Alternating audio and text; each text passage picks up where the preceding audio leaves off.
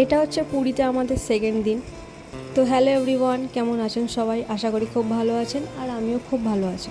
তো আগের ভিডিওতে তো বলেছিলাম যে পরের পার্টটা দেব। তো এই যে আমরা পরের দিন মানে ভোর 4টের সময় উঠে সবাই রেডি হয়ে বেরিয়ে পড়েছিলাম জগন্নাথ দর্শনের জন্য। তো মোটামুটি অনেকটাই ফাঁকা আপনারা দেখতে পাচ্ছেন। তো এই যে একটা টোটো বুক করে আমরা চলে গেলাম। তো আজকের দিনেই আমরা মন্দিরে দর্শন করতে গেছিলাম। তো আর আজকের দিনেই আমি আর কি ভিডিওটা পোস্ট করছি। তো 1 মাস ধরে আর কি ভিডিওটা এডিট করে রাখাই আছে, কিন্তু পোস্ট আর করা হয়নি। তো হয়তো ভগবানেরও ইচ্ছা যে আজকের দিনেই এই জগন্নাথ দর্শনের পোস্টটা হোক, তো সেই জন্যই আজ তার ইচ্ছাতেই হয়তো হচ্ছে। তো আমরা এই যে চলে এসেছি, আর আস্তে আস্তে আকাশটা পরিষ্কারও হয়ে যাচ্ছে, সেরকম মানুষের ভিড়ও বেড়ে যাচ্ছে। আমরা যখন এসেছিলাম অতটা ভিড় ছিল না, কিন্তু আস্তে আস্তে যতটা মানে সকাল হচ্ছে তত মানুষের ভিড় মানে আরও বাড়ছে।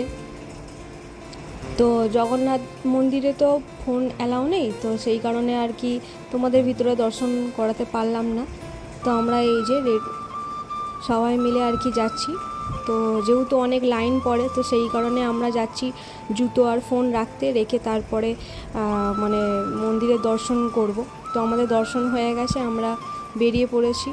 তারপরও এখানে মানে আরতি হচ্ছিল বলে আমরা দাঁড়িয়েছিলাম অনেকক্ষণ, আর বেশ ভালো লাগছিল। মানে ভালো বলতে খুবই ভালো লাগছিল, আর সেরকম ভিড়ও বাড়ছিল। আর এইদিকে হচ্ছে মানে রথ তৈরির কাজ।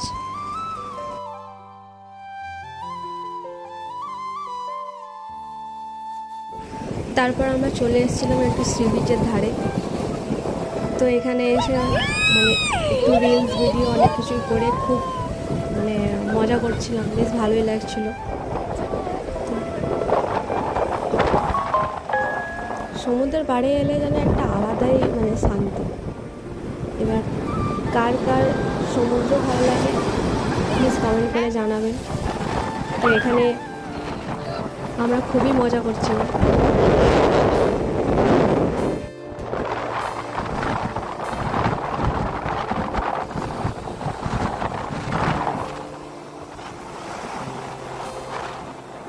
সমুদ্রের পাড়ে সময় কাটিয়ে আমরা চলে এসেছিলাম হোটেলে। তারপরে এখানে এসে রান্না বান্না স্টার্ট করে দিয়েছে বাবা, যেহেতু আমরা মানে রান্না টান্না করে রেখে আমরা সমুদ্রে স্নান করতে যাব, তাই ওকে একটু টেস্ট করতে দিয়েছে যে কেমন হয়েছে।